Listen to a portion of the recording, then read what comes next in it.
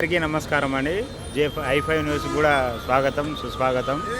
ఈరోజు మా జాతి పెద్దలు మాన్యశ్రీ మందాకృష్ణ మాదిగ గారు ఢిల్లీ నుంచి హైదరాబాద్ వస్తున్న సందర్భంగా లక్షలాది మంది తరలి రావడం జరుగుతుంది. ఎందుకంటే మా అభినవ అంబేద్కర్ అయినటువంటి మాన్యశ్రీ మందాకృష్ణ అన్న గారికి 30 ఏళ్ల సుదీర్ఘ పోరాటంలో ఎస్సీ వర్గీకరణను విజయం సాధించినందుకు కృతజ్ఞతగా స్వాగతం పలకడానికి యావత్ దక్షిణాది రాష్ట్రాల నుంచి తెలుగు రాష్ట్రాల నుంచి కూడా అందరూ మాదిగలు పెద్ద ఎత్తున తరలి రావడం జరుగుతుంది.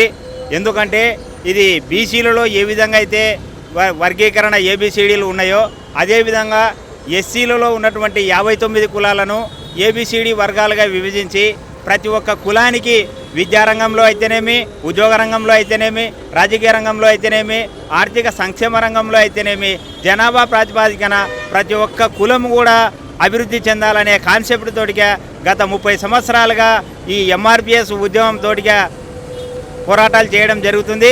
ఆ పోరాటాల ఫలితంగానే ఎంతోమంది అమరవీరులు కూడా ప్రాణాలను త్యాగం చేయడం జరిగింది, ప్రాణ త్యాగాలను కూడా అర్పించడం జరిగింది.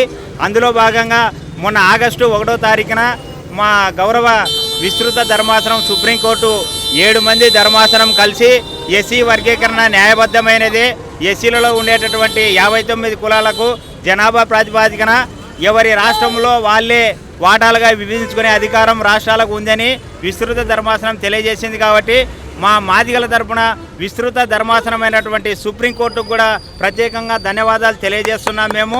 అదేవిధంగా మా జాతి పెద్దలు అభినవ అంబేద్కర్ మాన్యశ్రీ మందాకృష్ణ అన్నగారు గత 30 సంవత్సరాల నుంచి అలుపెరగని పోరాటం చేస్తూ ప్రతి సామాజిక వర్గం అన్ని రంగాలుగా ఎదగాలనే ఉద్దేశంతో ఓన్లీ ఒక ఎస్సీ కులాలే కాకుండా బీసీలు కానీ మైనార్టీలు కానీ ఎవరికి ఇబ్బంది అయినా కానీ ఆ ఇబ్బందులను ప్రభుత్వం దృష్టికి సమస్యల పరంగా తీసుకెళ్లి సాధించే క్రమంలో కూడా విజయం సాధిస్తున్నాడని యావత్ ప్రపంచానికల్లా అన్ని రాష్ట్రాలకు కూడా తెలుస్తూ ఉన్నది ఈ విషయము.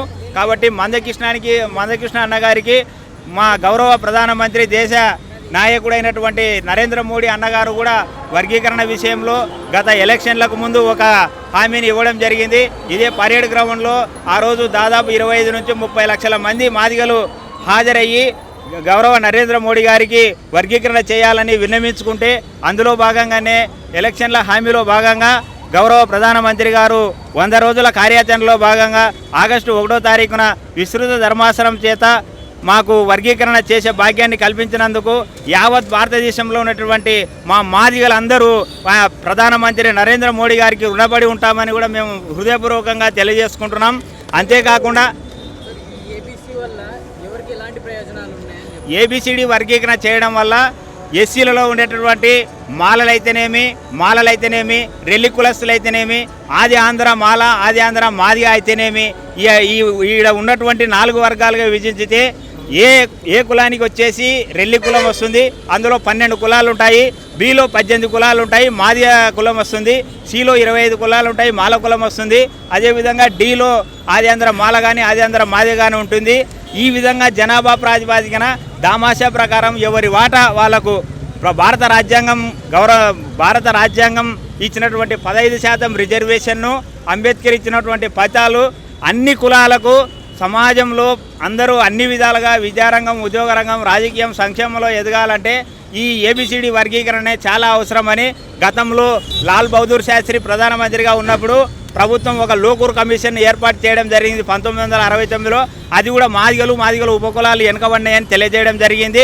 అంతేకాకుండా గౌరవ చంద్రబాబు నాయుడు గారు కూడా ఉమ్మడి ఆంధ్రప్రదేశ్లో ముఖ్యమంత్రిగా ఉన్నప్పుడు రామచంద్రరాజు కమిషన్ ఏర్పాటు చేస్తే ఆ రామచంద్రరాజు కమిషన్ కూడా ఎస్సీలలో ఉన్నటువంటి 59 కులాల్లో అణగారిన కులాలైనటువంటి మాదిగలు ఉపకులాలు వెనుకబడి ఉన్నాయి, మాలలు అన్ని రంగంలో అభివృద్ధి చెందినారనే రిపోర్టును కూడా ప్రభుత్వానికి ఇవ్వడం జరిగింది. అంతేకాకుండా మళ్ళీ ఉషా మెహ్రా కమిషన్ కూడా అదే రిపోర్టు ఇవ్వడం జరిగింది. కాబట్టి వీటన్నిటిని ప్రాతిపాదికగా నివేదికల ఆధారంగా చేసుకొని గౌరవ నరేంద్ర మోడీ గారు మాకు ఈ యొక్క గొప్ప అవకాశాన్ని, వర్గీకరణ చేసే అవకాశాన్ని రాష్ట్రాలకు కల్పించినందుకు ఆయనకు కూడా మా జాతి తరపున మేము రుణపడి ఉంటామని ఆయనకు మేము ధన్యవాదాలు తెలియజేస్తున్నాము. అదేవిధంగా ఎప్పుడైతే 1వ తారీఖున ఈ తీర్పు వచ్చిందో వర్గీకరణ గురించి గౌరవ తెలంగాణ ముఖ్యమంత్రి గారైనటువంటి రేవంత్ రెడ్డి గారు కూడా అసెంబ్లీ సాక్షిగా వర్గీకరణకు మేము కట్టుబడి ఉన్నాము. వీలైతే ఈ యొక్క విద్యా సంవత్సరంలో కూడా ఉపకులాలన్నిటికీ న్యాయం జరిగే విధంగా ఏబిసిడి వర్గీకరణ చేసి ఆర్డినెన్స్ ద్వారా కూడా మేము తీసుకొస్తామని తెలియజేయడం జరిగింది. అందుకోసము తెలంగాణ గౌరవ ముఖ్యమంత్రి రేవంత్ రెడ్డి గారికి కూడా మా యావత్ భారతదేశంలో ఉన్నటువంటి మాదిగ జాతి కూడా ప్రత్యేకంగా ధన్యవాదాలు తెలియజేసుకుంటున్నాం. అదే క్రమంలో ఆంధ్రప్రదేశ్లో ఉన్నటువంటి మా గౌరవ సీఎం గారు చంద్రబాబు నాయుడు కూడా ఏబిసిడి వర్గీకరణకు మేము కట్టుబడి ఉన్నాం. మాదిగలు వెనుకబాటుతనానికి మేము ఒప్పుకుంటున్నామని ఏబిసిడికి ఇస్తున్నందుకు కూడా ఆయనకు కూడా మేము ప్రత్యేకంగా ధన్యవాదాలు తెలియజేసుకుంటున్నాం. కాబట్టి ఈ యొక్క అవకాశంలో ఇచ్చినందుకు మీ టీవీ వారికి కూడా ఈ విషయాలు మీ ద్వారా ప్రజలకు తెలియజేస్తున్నందుకు మీకు కూడా మేము ప్రత్యేకంగా ధన్యవాదాలు తెలియజేసుకుంటున్నాం. ప్రస్తుతం చూస్తున్నట్టయితే తెలంగాణలో ఇప్పటివరకు అయితే కులాంతర పరిపాలన అయితే జరగలేదు. ఏపీ సైడ్లో నుంచి చూసుకున్నట్టయితే అయ్యింది అని అయితే వినిపించింది. అయితే మనకి కింద కులస్తుల వాళ్ళకి ఎట్లాంటి రిజర్వేషన్లు అందుతున్నాయండి? మేడం, మనం చూసుకున్నట్టయితే ఎస్టీల్లో తీసుకున్నట్టయితే గిరిజనులు, కోయలు, ఆదివాసులు, చెంచులు ఇప్పటికీ వాళ్ళ జీవనాధారం, వాళ్ళ పరిస్థితి ఇప్పటికీ పట్టణ కేంద్రాలు కానీ జిల్లా కేంద్రాలు కానీ వచ్చిన పరిస్థితి లేదు. వాళ్ళ గ్రామీణ పరిస్థితి ఇట్లాంటి దుస్థితి మారాలంటే వర్గీకరణ అనేది చాలా ముఖ్యం. కాబట్టి సుప్రీంకోర్టును మేము హర్షంగా వ్యక్తం చేస్తున్నాం మేడం. ఓకే, అయితే ఇప్పుడు ప్రస్తుతం తెలంగాణలో రేవంత్ రెడ్డి పరిపాలన చూస్తున్నారు కదా, ఏ విధంగా అనిపిస్తుంది ఆ పరిపాలన విషయం వరకు వస్తే మాదిగలకు ఒక రకంగా న్యాయం చేస్తూనే ఇంకోవైపు కుడి చేతితో ఇచ్చిన ఎడమ చేతికి వెళ్ళదన్న విధంగా సముచిత స్నానం కల్పించలేదు రేవంత్ రెడ్డి గారు. అదేవిధంగా ఏదో ఒక చైర్మన్ పదవి ఇచ్చి మిగతా దానిలోకి అవకాశం కల్పించకపోవడం, భవిష్యత్తులో మంత్రి పదవి విస్తరణ జరిగితే అక్కడ అవకాశం కల్పిస్తాడని ముందు కార్యాచరణ తీసుకోబోతున్నాం. దాని విషయంలో కూడా మేము అసెంబ్లీలో రేవంత్ రెడ్డి గారు ఏదైతే అసెంబ్లీ సాక్షిగా నేను ఆర్డినెన్స్ తీసుకొస్తా, చట్టం తీసుకొస్తా అని చెప్పారో, కాకపోతే ఆ రాష్ట్ర ప్రభుత్వాలపైన ఒత్తిడి తీసుకురావాలంటే మా నిరూపణ కూడా మేము సమాజంలో ఉన్నాం కాబట్టి వ్యతిరేక శక్తుల నుంచి కూడా మేము గట్టిగా ఉన్నాం, సమిష్టిగా ఉన్నామని తెలియజేయడం కోసం ఈరోజు ప్రదర్శన పెడుతున్నాం. అయితే ఇప్పుడు మందా కృష్ణ మాదిగ గారు మళ్ళీ పిఎం మధ్యలో జరిగిన చర్చలు ఏవే అని అనుకుంటున్నారు? ఏవైతే రాష్ట్రాలు కొన్ని వ్యతిరేకిస్తున్నావో వాటి అన్నిటిని తిప్పికొట్టే విధంగా రాష్ట్రాలకే ఆర్డినెన్స్ తీసుకొచ్చేది కాకుండా కేంద్రమే ఒక రకంగా ఆర్డినెన్స్ తీసుకొని వస్తే అన్ని రాష్ట్రాలకు వర్తించే విధంగా మందకృష్ణ మాదిగ గారు నరేంద్ర మోడీ గారితో చర్చించడం జరిగిందని అన్నగారు తెలియజేయడం జరిగింది.